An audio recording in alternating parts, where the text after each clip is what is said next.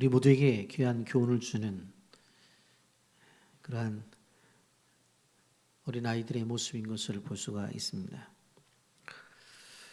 오늘 말씀에도 우리에게 본받아야 될 그런 친구가 나오는 것을 보게 되었습니다. 우리가 잘 알고 있는 다윗과 요나단입니다.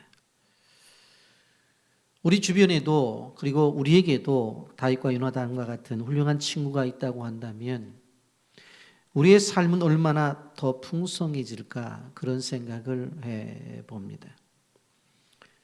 여러분, 오늘 우리는 이들의 함께와 그리고 헤어짐 속에서 나타나는 그 모습을 통해서 하나님의 메시지를 듣기를 원합니다.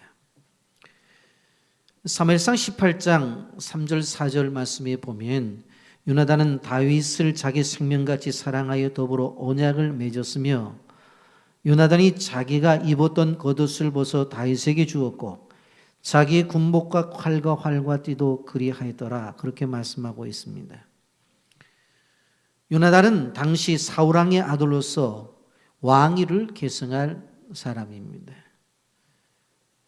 그렇게 생각한다면 다윗의 존재는 자신의 미래 권력의 가장 위협적인 그러한 경쟁자였던 것이 분명합니다.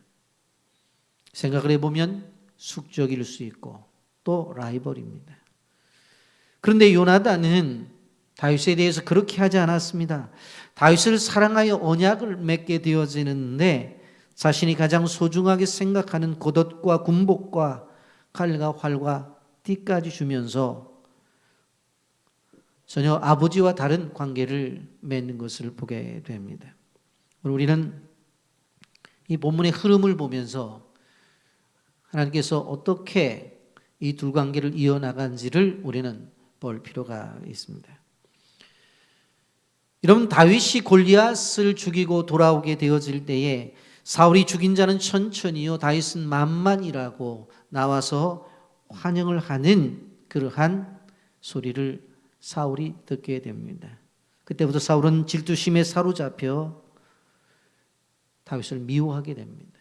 혹 자기가 가지고 있는 이 왕위를 다윗이 차지할까 봐. 그래서 사울은 다윗을 죽이기로 작정을 합니다. 그래서 실천에 옮기게 되어지는데 전쟁에 내봉이라도 하고 안 되니까 딸들과 결혼을 시켜서 올무를 삼기도 합니다. 그래서 안 되니까 직접 창을 던져서 죽이려고도 합니다. 이때에 다윗이 몸을 피해서 라마라요스로 피신을 하여 사무엘과 함께 생활을 합니다. 그것이 지난주에 우리가 묵상했던 바로 19장의 스토리입니다. 이러한 상황 속에서 다윗이 요나단을 찾아가서 도움을 요청해요. 오늘 20장에 들어가면서 그 도움을 요청할 때에 먼저 다윗이 요나단에게 따질 듯이 이야기를 합니다. 내가 무슨 잘못을 한 일이 있냐는 거예요. 도대체 무슨 잘못을 한 일이 있어서 너희 아버지가 나를 죽이려고 하느냐고 묻습니다. 1절 말씀 보십시오. 다윗이 라마 나윗에서 도망하여 요나단에게 이르되 내가 무엇을 하였으며 내 죄악이 무엇이며 내 아버지 앞에서 내 죄가 무엇이기에 그가 내 생명을 찾느냐. 도대체 너희 아버지 앞에서 내가 잘못한 것이 무엇이느냐, 무엇이 있기에 내 생명을 찾느냐고 그렇게 항의를 합니다. 그런 이야기를 할 때에 요나단이 다윗의 말을 가로막아요. 우리 아버지가 너를 해치지 않을 거야. 그러면서 진정을 시켜요. 우리 아버지는 큰 일이든지 작은 일이든지 간에 나와 상의하지 않고 일을 진행하는 법이 없어. 그렇게 말을 해요. 2절 말씀입니다. 요나단이 그에게 이르되 결단코 아니라 내가 죽지 아니하리라. 내 아버지께서 크고 작은 일을 내게 알리지 아니하고는 행하지 아니하나니 내 아버지께서 어찌하여 이 일을 내게 숨기리요. 그렇지 아니하리라. 절대로 그런 일은 없어. 작은 일이든 큰 일이든 우리 아버지는 나하고 상의를 하고 있어. 그렇게 설명을 하지만 다윗은 뭐라고 고백을 해요? 3절 하반절에 보면 나와 죽음의 사이는 한 걸음 먼이다. 그렇게 말을 해요. 내가 지금 살고 있지만 죽음과의 관계가 내가 느껴지기는 한 걸음밖에 되어지지 않는다는 거예요. 이러한 이야기를 듣고 이제 요나단과 다윗이 비밀 약속을 합니다. 밀약을 합니다. 월삭이 되어지면 왕과 신하들이 한 자리에 모여서 만찬을 먹는 습관이 있었습니다. 다윗이 요나단에게 뭐라고 말합니까? 이번 달 만찬이 이루어지는 월삭날 만찬에 자기는 참석하지 않겠다는 거예요. 혹시 왕이 야 다윗이 어디 갔느냐고 물어본다면 고향에 제사를 드릴 일이 있어서 고향 땅에 갔다고 얘기를 해달라는 거예요. 그래서 그 이야기를 듣고 대수롭게 생각하지 아니하면 다행이지만 화를 낸다고 한다면 내가 도망칠 수밖에 없다고 그렇게 다윗이 요나단에게 이야기를 합니다. 월삭날이 되었습니다. 다윗은 들에 숨었어요. 왕과 신하들이 음식을 먹게 되어지는데 사울 곁에는 요나단이 있고 그 옆에는 군대장관 아브넬이 앉았어요. 그리고 그 다음 좌석이 다윗인데 다윗의 자리가 비어있단 말이에요. 그걸 보고도 사울 왕이 아무 말을 하질 않아요. 하루를 지났어요. 다음날 다윗이 나타나지 않자 사울이 요나단에게 물어봐요. 야 다윗이 왜 안 보이냐?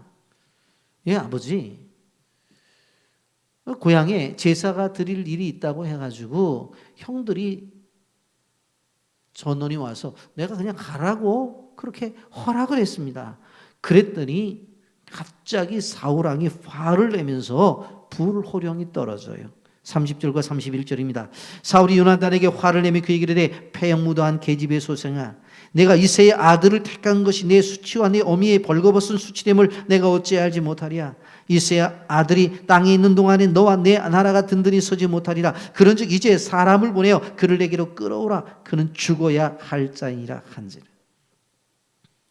다윗은 이 땅에 있어서는 안 돼. 왜냐하면은 결국은 너와 내 나라 이제 자기가 죽으면 그 아들 요나단이 왕위를 계승할 것이기 때문에 내가 왕이 되었을 때에 이 나라가 든든하지 못해. 그러니 사람을 보내서 그를 잡아오라는 거예요. 끌어오라는 거예요. 그는 죽어야 마땅하다는 거예요. 살기가 등등하게 소리를 지릅니다. 이러한 이야기를 듣고 요나단이 다윗에게 행하는 일들을 우리는 32절부터 42절을 통해서 볼 수가 있습니다. 요나단이 아버지 사울을 향해서 이렇게 묻습니다. 아버지, 다윗이 죽어야 될 이유가 도대체 어디 있습니까? 아버지는 다윗을 왜 죽이려고 합니까? 아니 하나님이 두렵지 않으십니까? 라고 하면서 요나단이 아버지에게 항의를 해요. 32절 보십시오. 요나단이 그의 아버지 사울에게 대답해 이르되 그가 죽을 일이 무엇이니까? 무엇을 행하였나이까? 그가 왜 죽어야 됩니까? 왜 죽어야 됩니까? 그랬더니 사울이 창을 들어가지고 아들 요나단을 죽이려고 집어 던지려고까지 해요. 33절 상반절에 사울이 요나단에게 단창을 던져 죽이려 한지라. 아들인데 그냥 창을 집어 던지는. 음식을 먹다가 일어난 일이죠. 그래서 요나단은 식사를 중단하고 슬픔을 이기지 못한 채 다윗과 약속을 한 그 들로 나가게 되어집니다. 34절입니다. 심히 노아의 식탁에서 떠나가고 그 달의 둘째 날에는 먹지 아니하였으니 이는 그의 아버지가 다윗을 욕되게 하였으므로 다윗을 위하여 슬퍼함이었더라. 식사를 하다가 너무 마음이 아픈 거예요. 우리 아버지가 저 다윗을 죽이려고 해. 너무 슬퍼서 식사를 하다가 그만두고 이제 약속한 장소로 나가게 되어져요. 지금 다윗은 에셀바위 틈에 숨어 있었습니다. 요나단이 와서 무슨 사인을 해야 자기가 움직일 텐데 여러분 그 미략이 어떤 것입니까? 17절부터 23절까지 기록이 되어져 있어요. 그런데 왜 이런 약속을 했냐는 거예요. 17절에 이렇게 말합니다. 다윗에 대한 요나단의 사랑이 그를 다시 맹세하게 하였으니 이는 자기 생명을 사랑함같이 그를 사랑하였더라.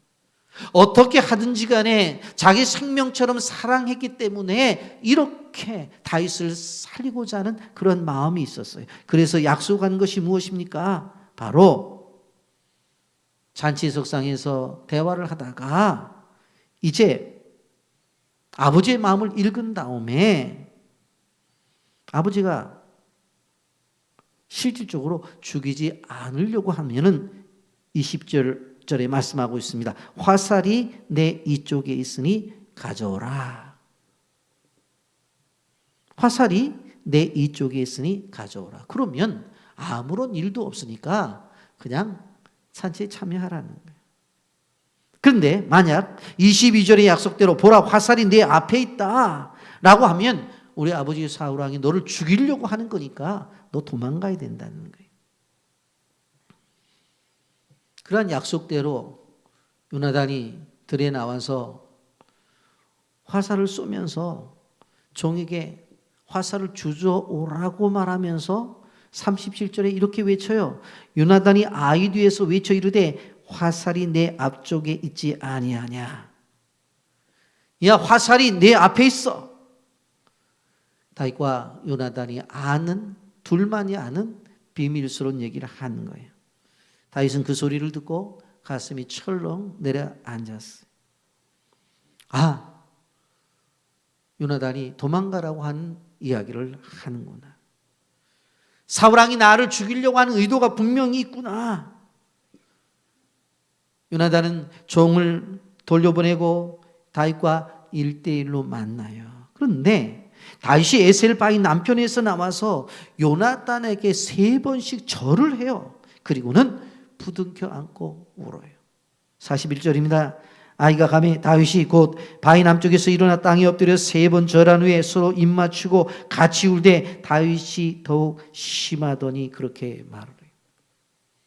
자신의 생명을 구원하는 일에 앞장서고 있는 다윗을 구하는 그 모습을 볼 때에 다윗은 친구이지만 요나단 앞에 절을 하는 거예요. 근데 다윗이 더 서럽게 울어요. 친구와 떨어지는 게 서러운 거예요. 여러분, 우리는 이 함께와 헤어짐의 공존 속에서 나타나는 하나님의 뜻을 우리는 발견할 수가 있습니다. 여러분, 이 말씀 속에서 이제 다윗은 방랑의 길을 떠나요. 그리고 요나단은 왕궁으로 돌아오는 모습을 볼 수가 있습니다. 여러분, 그런데 이들이 약속을 하게 되어지는데 그 약속이 42절에요. 요나단이 다윗에게 이르되 평안히 가라. 우리 두 사람이 여호와 이름으로 맹세하여 이르되 여호와께서 영원히 나와 너 사이에 계시고 내 자손과 내 자손 사이에 계시리라 하였느니라 하니 다윗은 일어나 떠나고 요나단은 성읍으로 돌아가니라. 무슨 약속을 해요? 나와 너 사이에 바로 여호와께서 계시는데 이러한 관계가 우리뿐만 아니라 내 자손과 내 자손 사이에 계시리라 하였다고 그랬어요. 자손들까지도 이 약속이 이루어질 것이다. 여러분, 이 약속 후에 나중에 다윗이 왕이 되었을 때 어떤 일이 벌어져요? 사실 사울과 요나단이 죽었다는 이야기를 듣고 집안의 유모가 요나단의 아들을 들고 도망을 가다가 놓쳐가지고 다리를 크게 다쳐요. 장애우가 되어져요. 근데 그 사실을 알고 다시 왕이 되었을 때에 실질적으로 무비보셋이라고 하는 그 아이를 데려다가 왕자처럼 잘 대접을 하는 것을 볼 수가 있습니다. 그 약속이 그대로 이루어져요. 그대로 이루어져요. 그래서 다윗은 이 요나단의 자식, 이 무비보셋에게 자기 아이처럼 대접을 하는 것을 볼 수가 있습니다. 여러분, 이 장면을 보게 되어지면 마치 연극이나 소설의 한 장면 같은 생각이 들어져요. 그런데 이 말씀 속에 분명 그 하나님의 깊은 의미가 담겨져 있기 때문에 우리 좀 한 걸음 더 나가서 생각을 해보려고 합니다. 여러분, 친구라고 하면은 나이가 같든지 아니면 한 동네에 살든지 아니면 학교에 다녔든지 아니면 사업을 같이 했든지 무슨 이유가 있어야 되잖아요. 그런데 그러한 것을 생각해서 다윗과 요나단을 보게 되어지면 조건이 하나도 맞지를 않아요. 요나단은 왕자입니다. 다윗은 양치는 목동입니다. 요나단은 장차 왕위를 물려받을 그런 왕자예요. 그러나 다윗은 평범한 신분에 불과해요. 오늘도 양을 칠 거고 내일도 양을 쳐야 될 그런 존재예요. 소위 말한다면 바로 요나단은 대감의 아들이라면 그 집안에 다윗은 모슴의 아들 정도밖에 되어지지를 않아요. 친구가 될 만한 조건이 없었다는 이야기입니다. 근데 이 둘은 이 장벽을 뛰어넘었어요. 그리고 친구가 되었어요. 그리고 뜨거운 우정을 품었어요. 여러분, 그러니 이 관계가 우리가 생각하는 그러한 쉬운 관계가 아니라고 하는 거예요. 요나단은 다윗을 절대로 무시하지 않았습니다. 다윗 또한 열등감에 위축되지 않았던 것을 볼 수가 있습니다. 어떻게 이들은 서로 생명을 나누는 그러한 생각까지 하는 사랑하는 친구가 되었을까? 요나단이 다윗을 볼 때에 다윗은 하나님이 함께하는 사람이라고 하는 것을 알게 되었어요. 실질적으로 우리가 생각을 해본다고 한다면 이스라엘 군대들도 다 두려워 떨고 있는데 바로 다윗이 나가서 골리앗을 무너뜨리잖아요. 하나님이 함께하지 아니하면 이건 있을 수가 없다는 거예요. 그 하나님의 존재를 인정하는 거예요. 다윗도 마찬가지였어요. 자기가 생각해 볼 때에 요나단의 친구가 될 만한 자격이 없다는 것 알아요. 그럼에도 불구하고 자신은 하나님이 함께하는 존재다. 그래서 위축되어지지를 않았어요. 그래서 믿음 안에서 둘이 친구가 되어서 관계를 맺고 그렇게 생활을 한 것입니다. 그래서 둘이는 이런 맹세까지 해요. 20장 중반절에 보게 되어지면 여호와께서 영원히 나와 너 사이에 계시고 내 자손과 내 자손 사이에 계시리라. 그렇게 맹세를 합니다.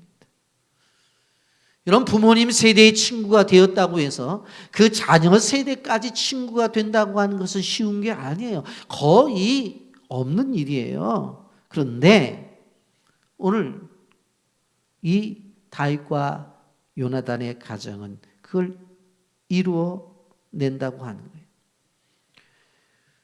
다윗과 요나단이 얼마나 서로를 위했는지 내 아들과 내 아들도 친구가 되어지고 내 손자와 내 손자도 친구가 되어진다고 하는 거예요. 바로 이러한 관계를 이야기하면서 서로 간에 껴안고 울면서 이렇게 헤어지고 있습니다. 여러분, 우리가 본문을 볼 때에 다윗이 저 왕자 친구만 하나 있어도 괜찮겠다 하고 어떤 목적 의식을 가지고 친구를 삼았다고 하는 이야기가 없어요. 요나단이 생각할 때 골리앗은 무너뜨릴 정도로 싸움을 잘해. 그러니까 저렇게 싸움 잘하는 애 친구 하나 두면 좋겠다라고 그렇게 생각한 적도 없다고 하는 것입니다. 그렇다고 한다면 다윗과 요나단이 통하는 것이 무엇이었는가? 도대체 다윗이 요나단을 매력적으로 느끼고 요나단이 다윗을 매력적으로 느끼는 그것이 도대체 무엇이었는가? 우리는 성경을 보게 되어지면 그 중심에 믿음이 있었던 것을 볼 수가 있습니다. 그래서 그들은 그렇게 관계를 맺는 거예요. 다윗과 요나단 사이에 우리 20절 중반절에 보면 여호와께서 영원히 나와 너 사이에 계시고 여호와 하나님 그를 믿는 믿음 이것이 있었던 거예요. 그러기 때문에 우리가 생각할 때 이해를 뛰어넘는 관계, 상식을 뛰어넘는 관계가 이루어졌던 거예요.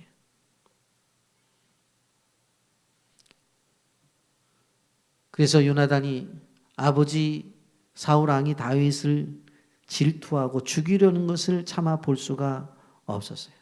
그래서 아버지는 다윗을 죽이려고 하지만 요나단은 자기 친구 다윗의 살 길을 열어준 것입니다. 여러분 생각해 보면 요나단은 아버지가 하라는 대로만 하면 가만히 있다가 보면 왕위를 물려받을 수 있어요. 그런데 아버지의 뜻을 거역해요. 자기가 누릴 권력보다도 친구를 선택하는 것을 보게 되었습니다. 다윗은 왕위가 탐나서 요나단을 친구로 삼은 것이 아니에요. 이미 다윗은 그가 사무엘 선지자로부터 기름 부음을 받을 때에 때가 되어지면 자기가 왕이 될 것이라고 하는 사실에 알고 있었어요. 다윗의 마음속에 권력욕은 없었어요. 그대로 하나님 앞에서 소위 말하는 바른 생활을 하고 싶었을 뿐이에요. 그렇기 때문에 요나단도 그리고 다윗도 보게 되어지면 하나님과의 관계 속에서 이루어지는 믿음의 사람이라고 하는 것을 우리는 보게 되어집니다. 여러분, 누구가 말을 했습니다. 그 사람을 알려고 한다면 그 사람 주변에 누가 있는지, 그 사람을 가장 누가 많이 만나고 있는지를 보면 안다고 그랬어요. 여러분, 제가 목사인데 제 주변에는 당연히 목사님들을 많이 만나고 그들과 많이 교제를 해요. 우리 권사님들과 매우 친한 것을 볼 수가 있어요. 지난주에 보니까 오랜만에 나오셔서 몸들이 불편하신데도 부둥켜 안고 좋아하시더라고. 제가 권사님들을 모시고 많이 여행을 좀 다녀봤는데 아주 권사님들끼리 아주 재밌게 지내는 것을 볼 수가 있어요. 그러면서 어떤 권사님이 저한테 이런 얘기를 하더라고요. 목사님, 왜요? 이번에 휴가 때가 되어서 애들이 같이 휴가를 가자고 그래가지고 같이 갔어요. 그랬더니 손주들만 보라고 그러더니 자기들끼리 팔짱 끼고 데이트 나가더라는 거예요. 그래서 절대로 애들하고는 앞으로 안 가기로 자기가 작정을 했대요. 얼마나 서운했는지 모르는데요. 근데 권사님들끼리 가면은 얼마나 친밀하게 지내는지 몰라요. 여러분, 요나단과 다윗의 관계는 누가 왕이 될지 왕의 계승에 대한 분명한 이해 관계가 있는 관계예요. 그런데 이해 관계가 있음에도 불구하고 그것을 뛰어넘는 모습이 보여지잖아요. 이들에게는 장애물이 없어요. 그리고는 요나단이 다윗의 살 길을 열어줘요.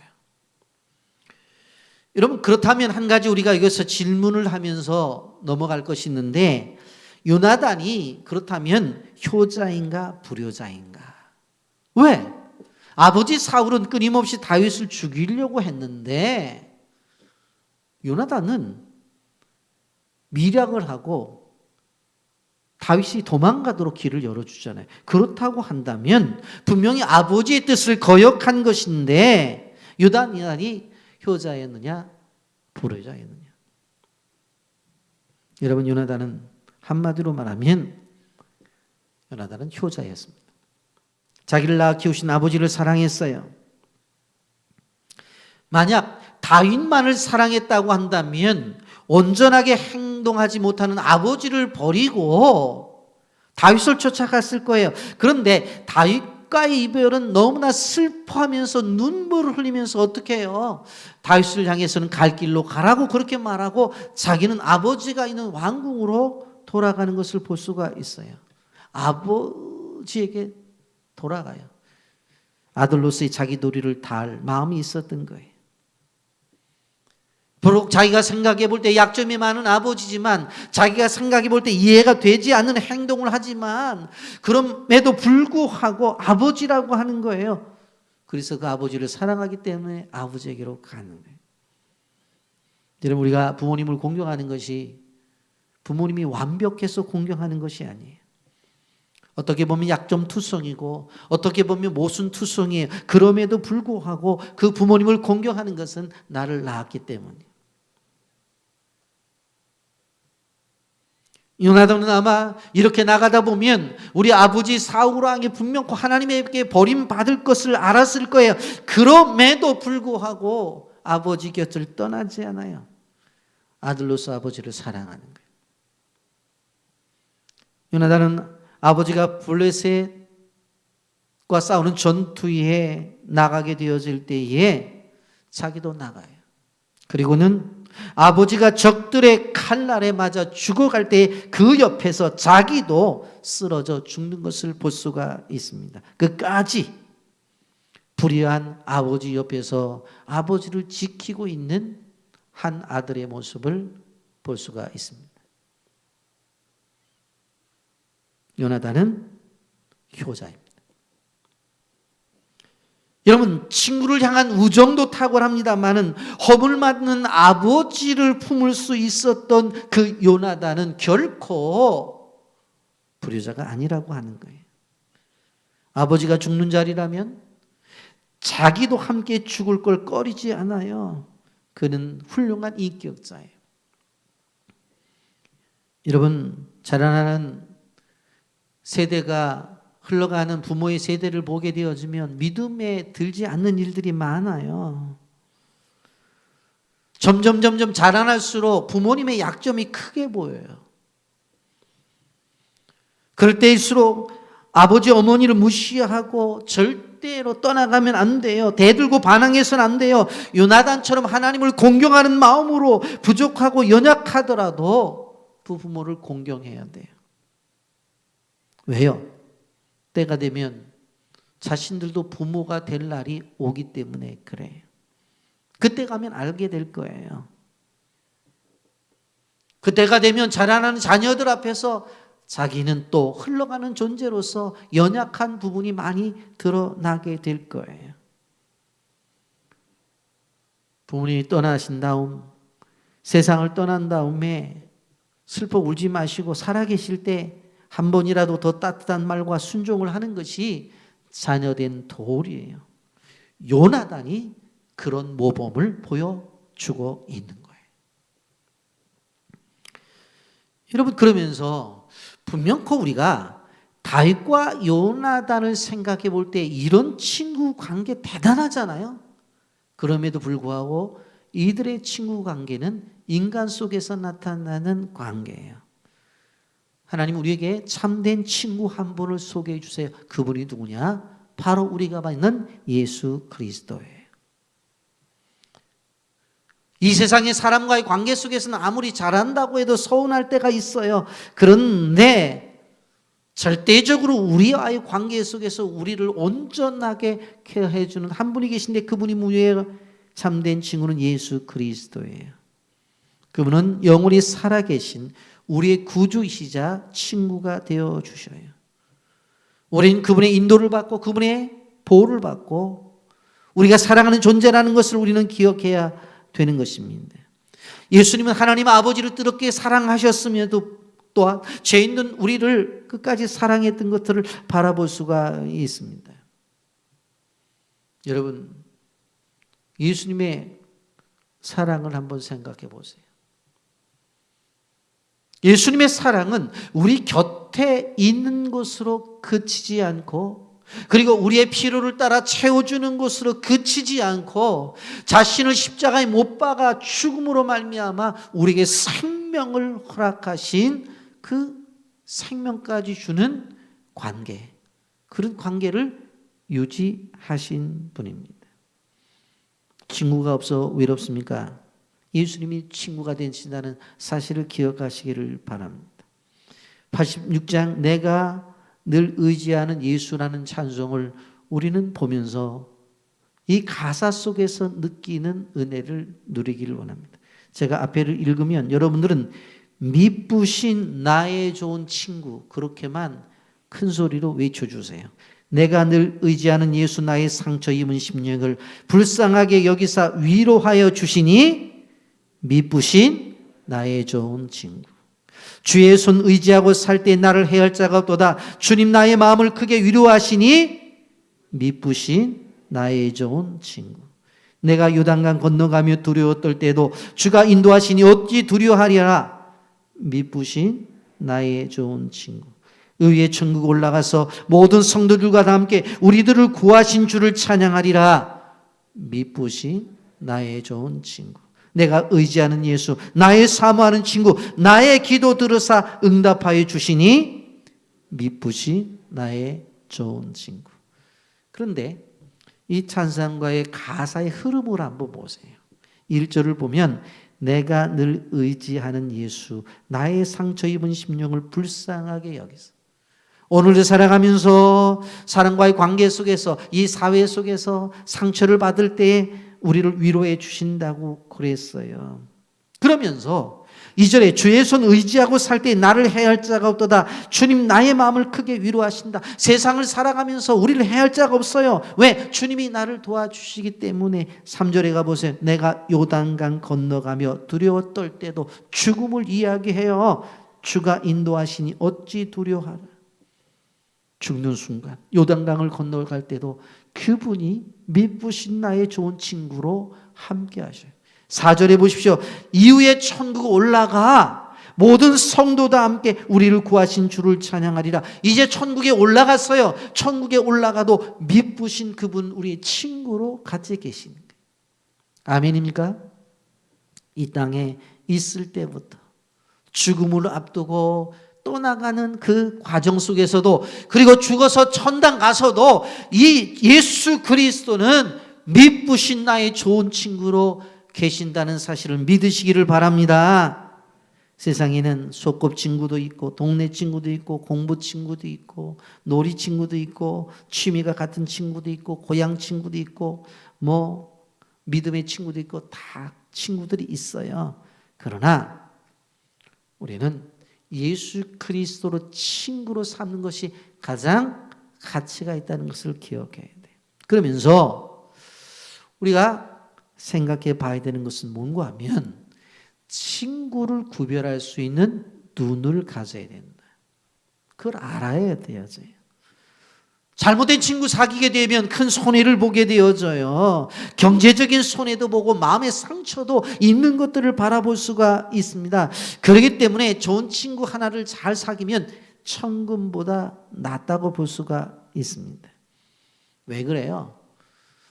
아이들이 자라면서 사춘기를 경험하는 것들을 보게 되어지면 부모보다도 친구를 더 가까이 하잖아요. 친구가 중요한 거예요. 그러면서 한 가지 기억해야 될 것은 다른 사람이 나에게 좋은 친구가 되어주기를 바라는 것 이상으로 내가 다른 사람들에게 좋은 친구가 되어져야 된다고 하는 것입니다.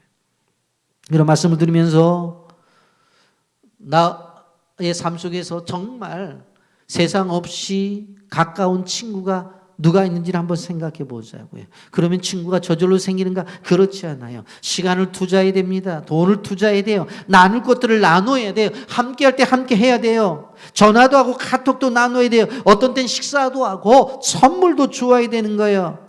저절로 생기는 친구는 없어요. 말 그대로 give and take이 이루어져야 돼요. 주고받는 일들이 끊임없이 이루어져야 되는 거예요. 여러분, 100세 시대를 살아가면서 우리가 기억해야 될 것은 친구가 있어야 된다고 하는 거예요. 좋은 친구를 위해서 여러분 투자하세요. 그리고 요구만 하지 말고 좋은 친구가 되어 주시라고 하는 것입니다. 예수님이 누가복음 12장 4절에 이렇게 말했습니다. 내가 내 친구 너에게 말하노니, 내가 내 친구 너에게 말하노니. 예수님께서는 우리한테 뭐라고 말했냐면 친구야 하면서 우리 이름을 부른다고 하는 거예요. 여러분, 젊은 세대 용어 가운데 인싸라고 하는 용어가 있습니다.